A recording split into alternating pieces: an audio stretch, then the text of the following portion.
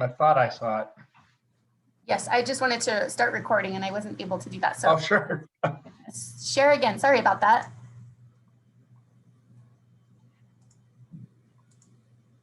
Okay, there we go. Can everybody see that?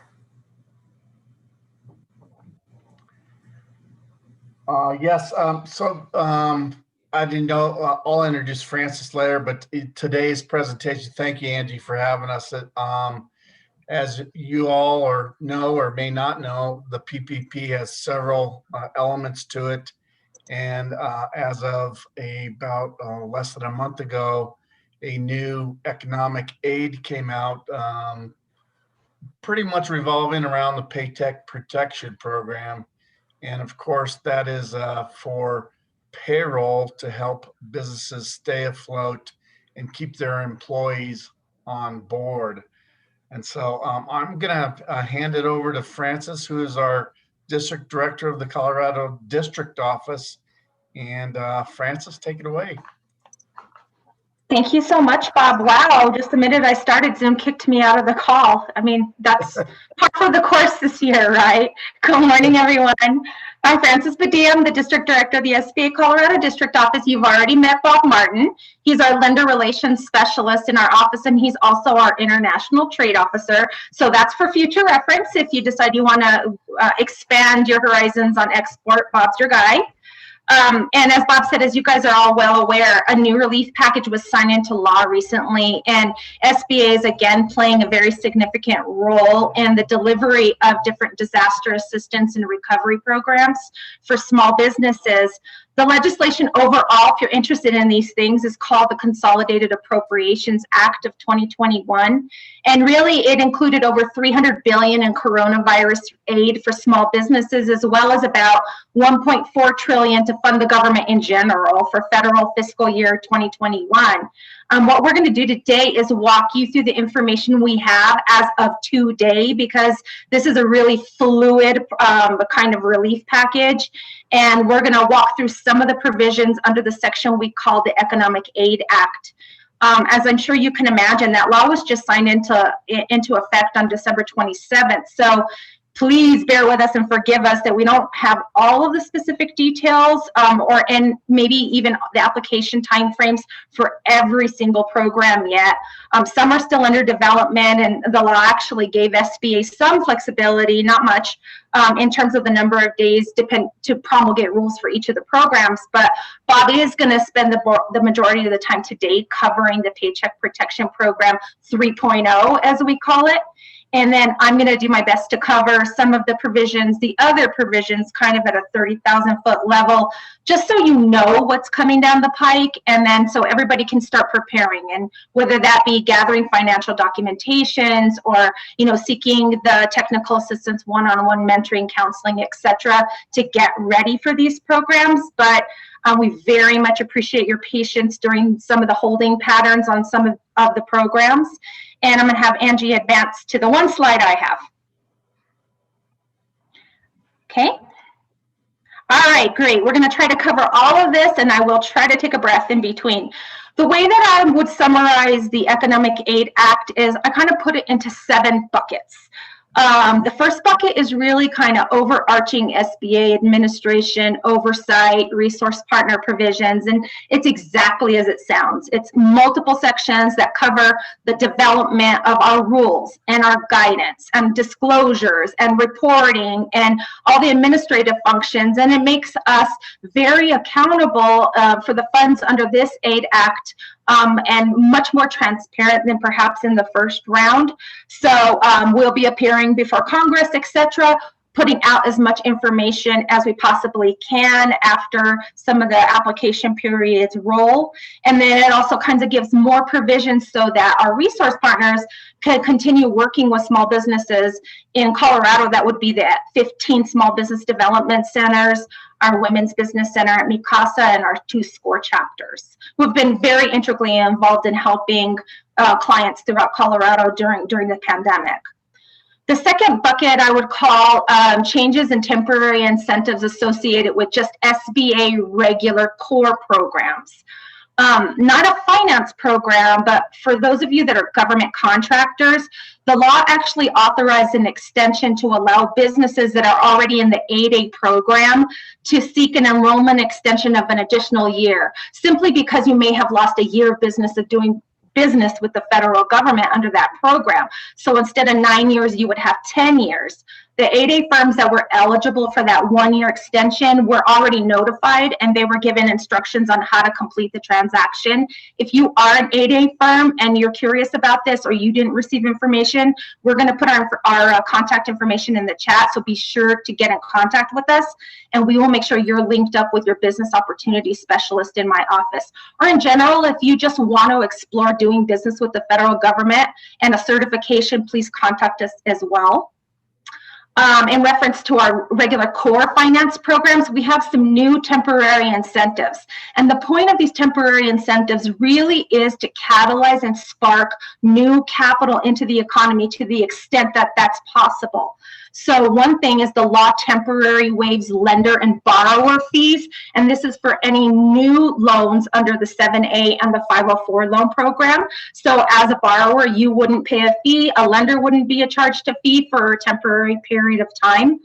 It also increases the guarantee percentage under our 7A program to 90% through October 1st of 2021. That also includes community advantage loans. It increases our product called SBA Express Loan, which is a line of credit basically product. It increases that maximum loan amount to $1 million. So under normal conditions, the maximum you could get under an Express would be $350,000. Now, because we realize that you may need additional capital to function or a line of credit, you can go up to $1 million, obviously based on your capacity to repay that debt. But if the amount is under $350,000, then the guarantee percentage jumps from 50% to 75%. Again, trying to provide more incentive for lenders to give those yes decisions on new capital. It also provided us authority to establish a 504 Express program, which would be similar to a 7A Express program, hopefully to make that process a little bit easier, and that would be for loans of under $500,000. We're still writing rules on that one. We're also enhancing some rules on 504 refinancing, and those are under development. The other thing that we did is enhance some of the SBA microloan program terms, and that is more assistance to our SBA designated micro lenders so that they could turn around and provide more capital and more technical assistance back to clients. So some of the examples would be we increase the repayment period or the maturity period from 6 years to 8 years. The intent of that is to spread those payments out and make it just a little bit more affordable if that's what a client needs. We also are allowing our SBA micro lenders to get more of a capitalization from SBA. They were limited to $6 million from us. Now they can go up to $10 million, which we hope they will turn around and re-lend that back into our communities. And then we'll give them more access to technical assistance dollars if they will work more in rural areas. So those are being developed for SBA micro lenders. The third bucket is really touching on economic injury disaster loan advances, and then also on the long-term loan. So we don't have the full rules on this yet, but I do want to explain what the law said and tell you that we are awaiting further guidance on how this is going to be rolled out. But in essence, what happened is the Congress allocated another $20 billion to offer what we call targeted EIDL advances for eligible entities that are basically located in low-income communities. So it prioritizes these EIDL advances to eligible applicants in these low-income communities, basically that didn't secure these advances the first time because the previous funding had run out. And then also it's going to make entities in low-income communities that received an EIDL advance in the first round eligible to receive the difference between what they got and up to $10,000. Because if you remember, the CARES Act said that the EIDL advances would be made in increments of $10,000. And SBA, due to the fund allocation, made the rule that you would get $1,000 per employee as you applied for. So now they're working out for targeted communities to be able to make you whole between the amount you got up to 10,000. Again, we don't have the rules on this. I just want you to be aware that that's what's going on. In addition, the covered period for those EIDL grants and for EIDL long-term loans was extended through December 31st of 2021. Originally, the program was set to end, at least the long-term loan part, December of last year, but the Act extended it, and then the SBA also followed suit on the administration side. So you can still apply for EIDL long-term loan due to COVID through December of next year. I know that there's also a Grizzly Creek EIDL application that is separate. So just remember there's two separate things, one for COVID EIDL and an additional that you can apply for if you were economically injured due to the Grizzly Creek fires. That's a completely separate process, and the rules are a little bit separate. I know we've already done a webinar on that, but I want to remind you that the applications for that designation are due in June of 2021. And then finally, the law clarified that the EIDL advance will no longer be deducted from the borrower's PPP forgiveness amount. So we issued rules on that. If you were one of those folks that already applied for PPP forgiveness and you were given the decision that you would have to pay back the loan in the amount equal to the EIDL advance, we are working on restitution. So we've rolled out rules that lenders will be involved to make sure that we pay that money back. So you shouldn't be on the hook for an EIDL advance amount on PPP. The fourth bucket is what we call the extension of SBA debt relief programs. So if you remember, under the CARES Act, SBA made 6 months of payments on SBA loans that were already booked and were in good standing, and we made those payments on your behalf. And that ended as of September 27th of 2020. Well, what the new law does is resume SBA making payments of both principal and interest on eligible SBA guaranteed small business loans. And this is under 7A, Community Advantage, 504, and the SBA microloan program. So Congress appropriated an additional $3.5 billion. And we just recently outlined in some SBA notices, and that's kind of how we put policy out at SBA, how the prioritization for this debt relief will be applied. And it depends on the different loan types and the loan periods. And because this is all based on funds availability, SBA might, have to go back and adjust the number of months for each period. But in summary, here's how it's going to go. SBA will first apply funds to those loans that were in good standing that were closed, but they weren't fully dispersed by the end of that program as of September 27th. We're calling that first round debt relief. So we're going to be making 6 months of payments and making clients whole if you previously weren't able to take advantage because the loans weren't technically fully dispersed, but they were closed by the end of that initial authorization. So that group of people are going to get debt relief applied first for a period of 6 months. Next, the funds are going to be applied as second round debt relief for loans that are in good standing. They had to have been on our books before March of 27th and 2020. And we're going to give second round relief payments for an additional 3 months. So where we left off, starting in February, there's 3 months of debt relief for those loans. Also, an additional 5 months might be added for those in hardest hit industries. And the notice itself actually lists the specific NAICS codes. Too many in a list to put in here, but I will make sure and put them in the chat when Bob is talking. So this is capped at $9,000 per month. We'll be making your payments. It's one loan per any borrower. So if you have multiple SBA loans, we're only going to be paying on one of them. And then, of course, the payments can't exceed the outstanding loan balance. If you were Community Advantage or a micro loan borrower, you automatically get 8 months of second round relief starting in February. If there's more funds available than those loans that were approved during March and September of last year that already got 6 months, may get an additional 3 months, but that's subject to a funds availability. And unfortunately, there will be no debt relief available for loans that were approved when the program ended in September last year through January 31st because there was no legal authorization. So that's debt relief. The fifth bucket is the establishment of new programs. I'm going to just go very quickly into this. We have a whole website on this, but we don't have really moving details or application deadlines yet. We're not taking applications yet, but there's $15 billion that was allocated under the Save Our Stages Act, which got incorporated into the Economic Aid Act and created a grant program under SBA called the Shuttered Venue Operator Grant. And so the intent of this is for SBA to be able to aid independent and local entertainment venues that were impacted by the restrictions due to COVID. So what we're going to do is facilitate grants that basically cover costs like payroll, rent, mortgages, PPE if you had to buy it. The initial grants will be made up to 10 million. It's actually the lesser of a calculation up to 10 million.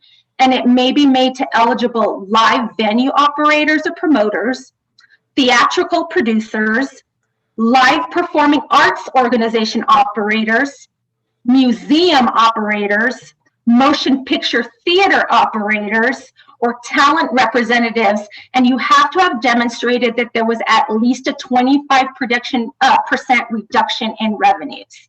So you have to have been in operation as of February 29th of 2020. You cannot have received an additional PPP loan after December 27th of this year. In other words, you could have a first round PPP, but you cannot apply for both Shuttered Venue Operator Grant and a second draw of PPP. So eligible applicants can qualify for, in essence, a grant that's equal to 45% of your gross earned revenue. And again, the maximum would be up to 10 million. And we're also setting aside $2 billion for the smaller employers. So that would be those that have less than 50 full-time employees. There's application or sample calculations on the website. I'm not going to go into too much detail here, but there's a sample for businesses that were in operation through 2019. And then there's another sample for eligible entities that began operations after January 1st of 2019. So you can kind of gauge, what you think you might be able to apply for in grant, and then make the decision if that's the way you want to go, or if you think you want to go the way of a second draw PPP and you would be eligible for that program. If we have enough money, there could be an additional supplemental grant after the first round. There's going to be a prioritization order of how these grant funds are administered. So those that suffered the most will be first in line. That's basically those that had 90% or greater revenue loss, and they'll have a period of time. And then we'll open it up to those that had 70% greater greater revenue loss. And then there's another 2 periods until we get to those that at least met that 25% threshold. So like I said, the rest of this is on the website. This is what we know now. You can always find all of our information on sba.gov/coronavirus relief. If you go to that, it'll actually take you to all these programs that I've just discussed. And that's where we're going to be keeping up the information and the details and the application timeframes, etc. So the sixth bucket is really about other cross-cutting laws and regulations, but I'm going to stop right there. And I know we're going to take questions at the end, and I'm going to turn it over to Bob so that he can cover PPP.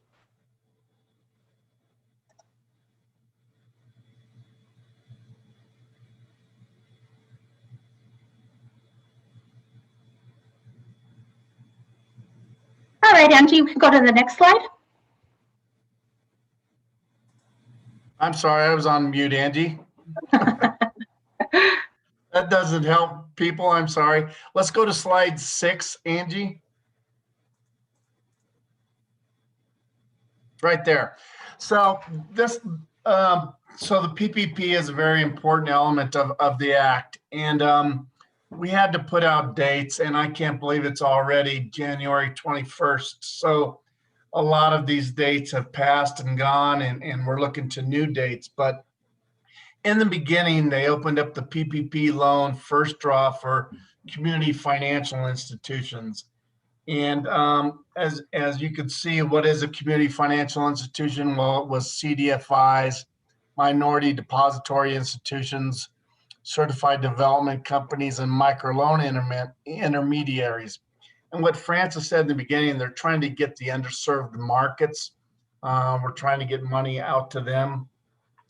So in this presentation, there's again, we're going to be talking buckets, timelines, things like that. So there's a PPP first draw and PPP second draw. And I will go into those here in a minute.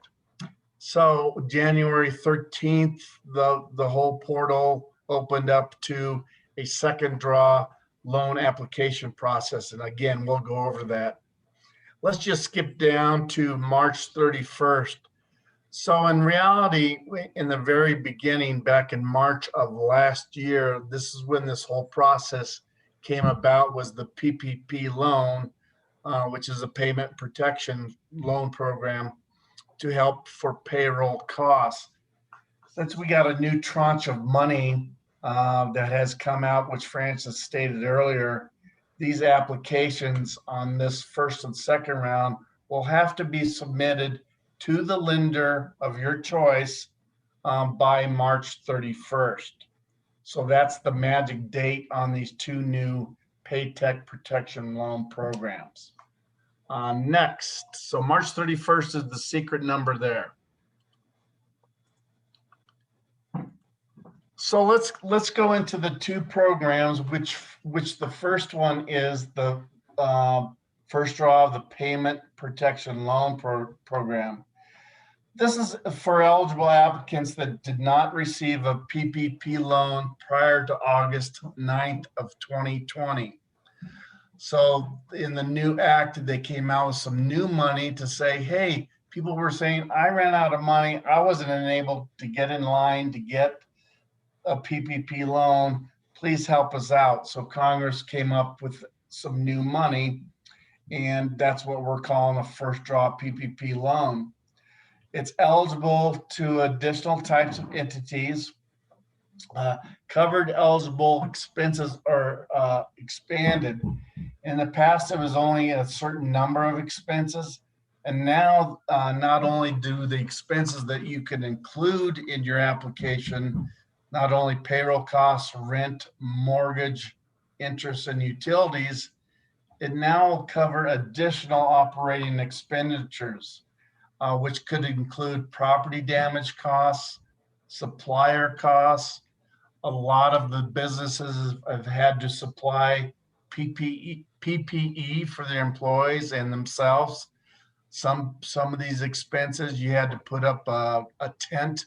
According to the county, you could not serve more than 10 to 20% inside your restaurant. So a lot of these people were putting up venues outside their restaurants so they could fit more people. So those expenses will be covered. The borrowers can now select a covered period to use these proceeds anywhere between 8 and 24 weeks after disbursement. There's also an element in there that the borrowers may request an increase to their original PPP loan. And again, this has to be done under, before March 31st of 2021. So I said under certain circumstances, the loans may be increased. And there is a section in one of our notices that I'm more than happy to send out that explains that in more detail. Again, like Francis said, a lot of this is in more detail on our website. We just kind of wanted to give you the basics of what is going on right now with these two PPP programs. Next, please. So the next slide is what we call first draw PPP loan eligibility. And in the initial PPP loan, there were certain size standards and eligibility criteria.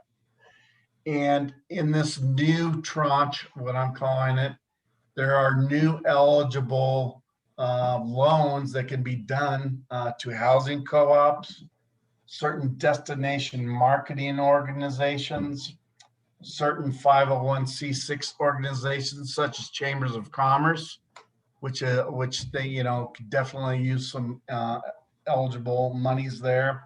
Some eligible news organizations, some of these smaller community type newspaper organizations may have had a slow time. And so this new tranche will help them out. And again, the still eligible businesses are partnerships, corporations, sole proprietorships, independent contractors. This eligibility is for entities with 500 employees or fewer. I would think that most of our Colorado companies are in that size standards of 500 or smaller. The 501c6s, as I said up in the top, could be organizations. Like I said, Chambers of Commerce excludes professional sports leagues and organizations with the purpose of promoting or participating in political campaigns. This first draw loan tranche is trying to get additional demographic information on the application itself. Since this is a government run program through the lenders, the government is trying to get as much demographic information on, so for reporting purposes, on how can we in the future set money aside for certain groups that we did not know needed that in the original tranche. Next, please. Next slide. I went through that fast on the first draw PPP loan. Again, we do have more detailed information that I can point you to. So the second draw loan, which is our second bucket. This is for borrowers, and it's highlighted in blue and bold, that previously received a PPP loan, has less than 300 employees, and suffered, and here's the key for this second draw PPP loan, suffered a 25% reduction in gross receipts. So initially in the PPP loan programs, how you calculated that was for most borrowers, the maximum loan amount of the second draw is 2.5 times the average monthly 2019 or 2020 payroll costs up to $2 million. We were getting a lot of comments, and everyone knows this as well as I do, that the restaurant industries, hotel industries that have a NAICS code of 72 were really hurting and needed some help. So in this new congressional mandate, they're going to allow these industries, and we're calling them NAICS code 72, that they can increase that average monthly payroll from 2.5 to 3.5 times the 2019 or 2020 payroll costs. The second draw PPP applicants must submit the information on Form 2483 SD for second draw. I will send out after this links to where you can find these applications. They have simplified them significantly. So if you received a first draw PPP loan and you're looking to do the second, I would highly suggest that you go to your original lender first, because they have your information, but by no means it's stating that you have to remain with the original lender. You can always go and try to find other lenders. Next slide. So this is the loan eligibility. Again, they must have previously received a first draw PPP loan. Again, has used the first, and here's a bullet point. You cannot really get the second draw PPP loan unless you have used the full first draw PPP loan. And of course, it has to be for eligible expenses. Again, no more than 300 employees, and the 25% reduction in gross receipts.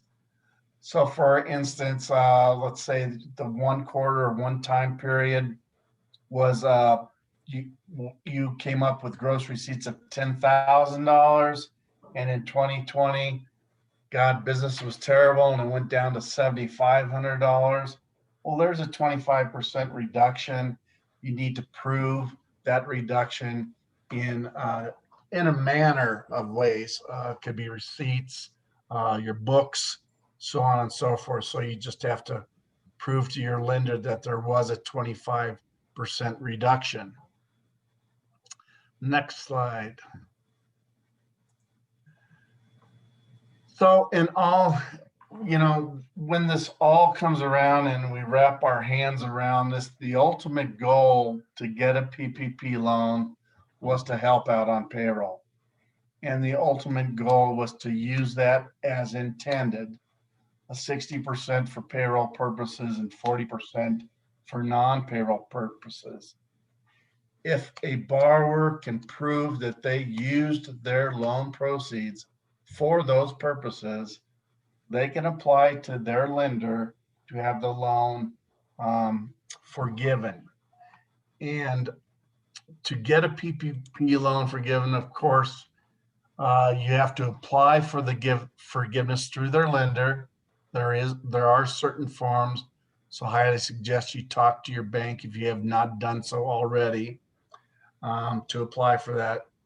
Under the Economic Aid Act, as Francis said, in the original, advances were subtracted out of your PPP loan in the forgiveness portion.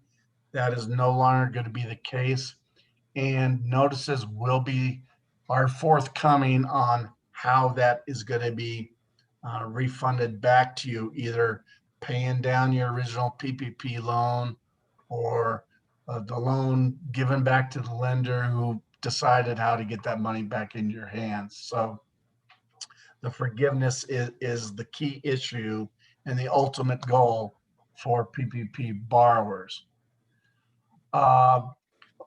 There is it says coming soon, a simplified forgiveness application for PPP loans under 150,000 and lower. Well, that form has actually come out. I have not seen it. Francis may be able to expand on that later, but excuse me.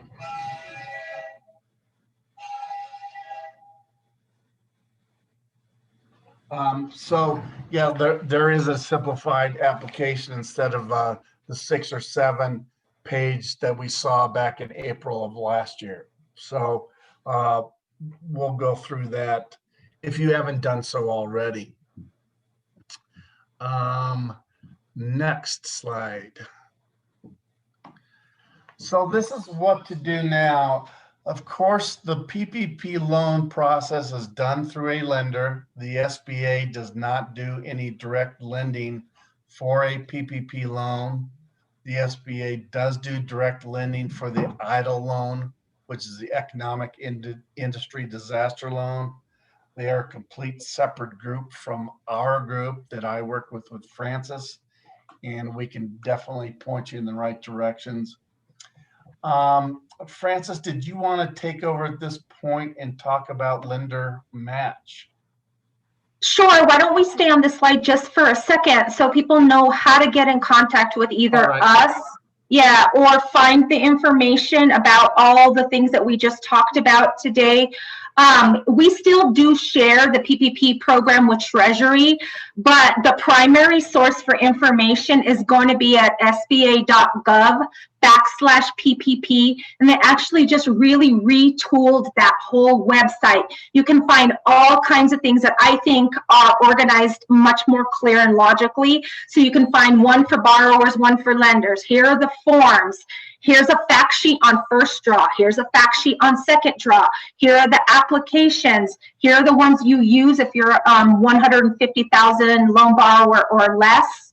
And so that's really, really helpful in the way that it's organized. I would go there first, but we still do post FAQs, etc., to both SBA and Treasury's website. To get a hold of us, the easiest way to do this, because we're under construction still, so we're not fully back in our offices, is to send an email to SBA Colorado or Colorado DO at sba.gov. It's right there on the slide. That's the primary email box. It's monitored hourly. We try to get back to you with a response as quickly as possible, but at least within 2 business days. That's just the best way to start. Obviously, you can go to any one of our resource partners. You can work with our partner chambers like Glenwood Springs. We're actually a member of this chamber. And you can ask for assistance with your application form. You can ask for assistance, one-on-one mentoring, consulting to try to gather your documentation, whether that be your payroll documentation or to start gathering documentation in anticipation of maybe applying for shuttered venues, etc. And then if you don't have a lender, as Bob mentioned, although we can't give you a direct referral because we really can't, be perceived as favoring one lender over another, we do have a tool online that's very similar to like a mortgage matcher. It's called Lender Match. Angie, next slide.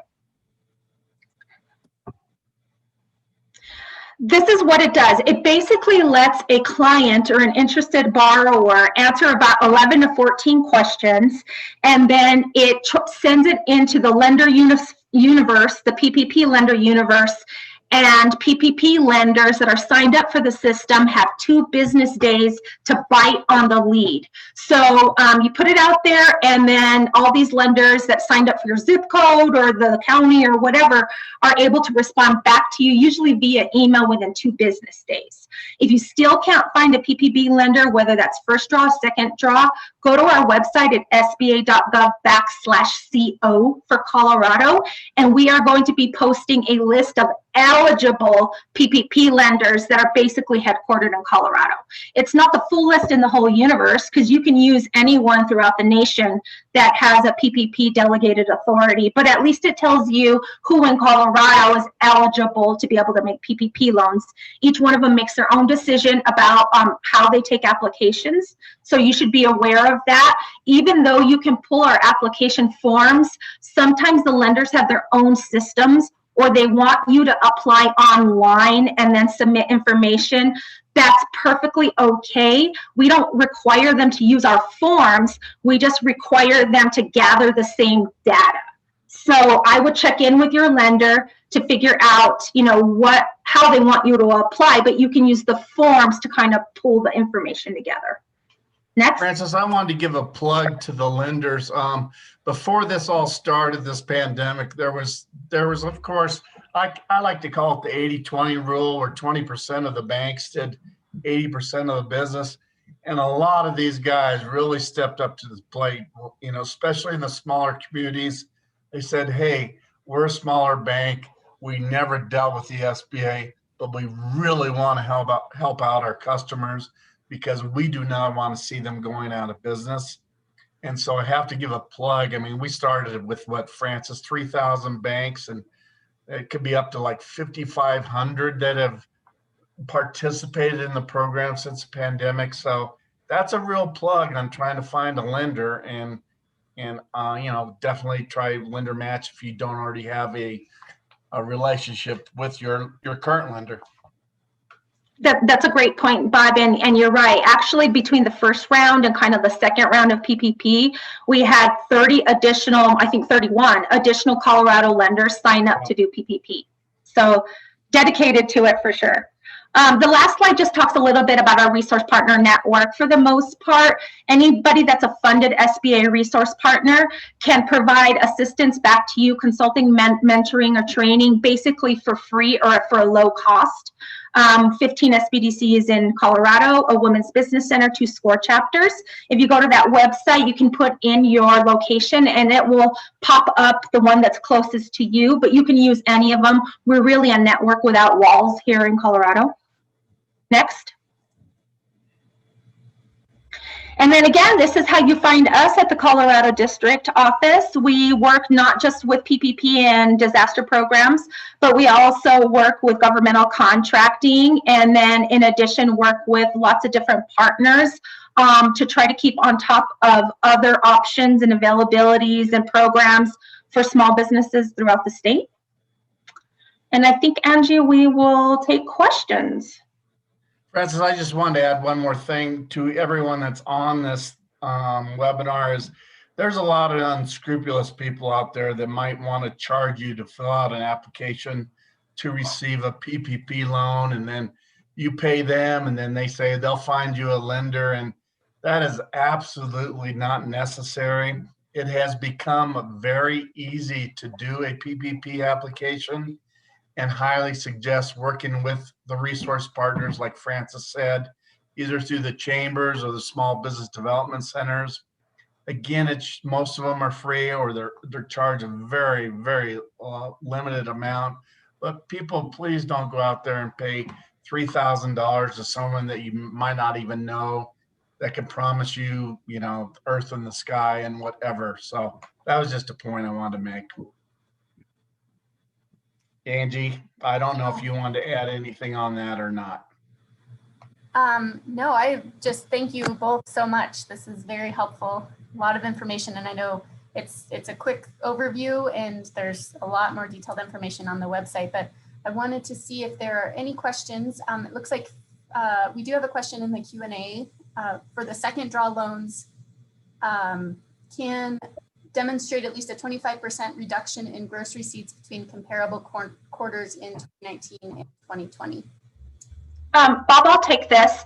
So Okay. Actually, under second draw, we made this period really, really flexible. So you have to go back to, yes, comparable quarters. So it could be first quarter to 2019 compared to first quarter 2020, second quarter compared to second quarter. Or it can actually be annually. If you show a reduction from all of 2019 compared to 2020, clearly that's going to be demonstrated in quarter by quarter. So we don't make you play that game. If you weren't in business during that time, or let's say it was closer to 2020, you can actually go to first quarter of 2020 and compare it to fourth quarter of 2020, or first quarter of 2020 and compare it to first quarter of 2021. Thank you. Do we have any other questions? We can also, if folks want to raise their hand, we can ask questions that way, or again, you can type it into the Q&A, and it looks like we've kind of got a ongoing questions also in the chat. So do you have any more questions for Francis or Bob?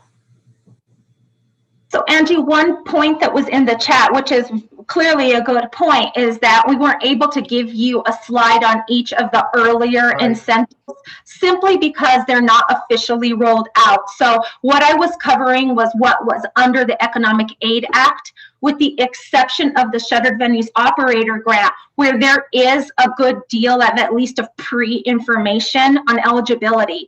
If you go to the website on that under sba.gov/coronavirus relief, you can scroll down and you'll find the link to that program.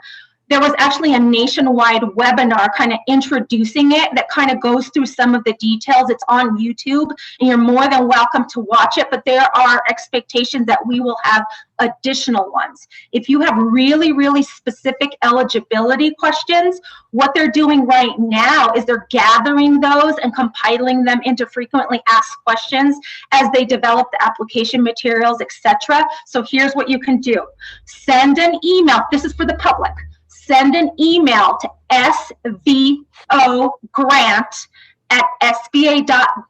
We'll put it in the chat. And what you would want to do in the subject line is put a basic kind of naming convention. So if it's about eligibility, say eligibility. If it's about loan amount, say loan amount.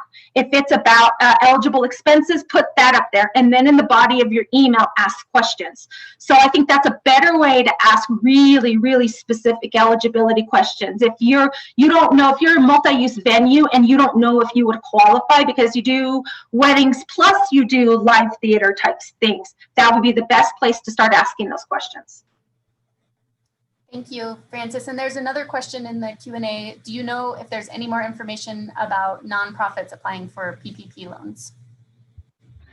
Nonprofits, if they were in the first round of PPP eligibility lists, can apply for second draw so long as they spent the first amount appropriately. And then the additional nonprofits that were added, Bob kind of went over, that's 501c6s, as long as they don't materially lobby.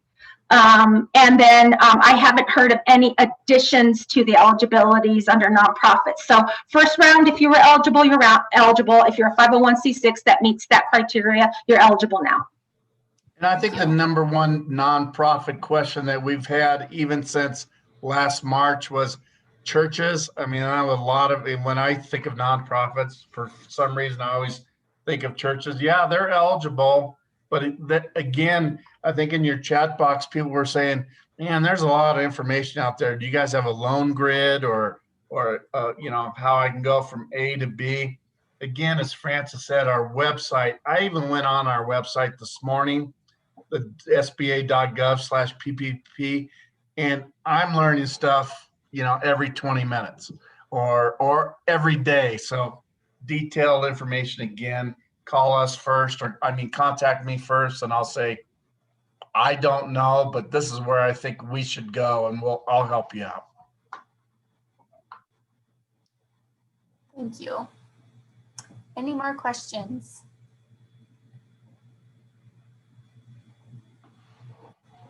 Oh, thank you. Francis added the email address for the shuttered venue questions. And we will also send out this recording if you want to watch it again or share it with others, as well as the PowerPoint presentation if you want to review that later. But any more questions? Last call for questions. Angie, I want to make a point too.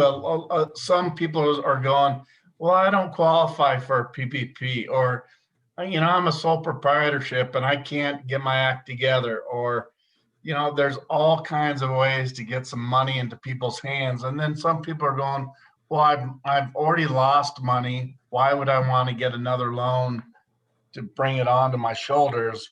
Well, there's all kinds of reasons of why to do things and why not to do things. But I think we can, you know, point people in the right direction. And especially talking to your groups and things like that, you can tell these people, maybe this is why you should do it. Does that make sense?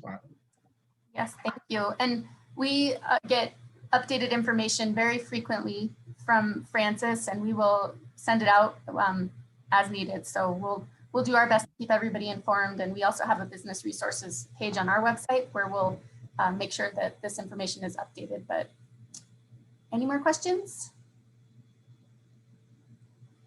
Do you have anything else, Francis or Bob, that you want to final remarks? No, I just want to say thank you very much for having us today. And to the extent that you would like to have us back when new programs roll out and there are more details, we know everybody's interested in EIDL Advance. We are more than happy to do this anytime. And yes, we spam Angie with information almost daily, sometimes 3 times a day. Yes, but it's very appreciated. And yes, we would love to have you back. So stay tuned, everyone. We will keep you posted. And I hope you all have a wonderful Thursday. Thank you so much for joining us today. Angie, thank you very much.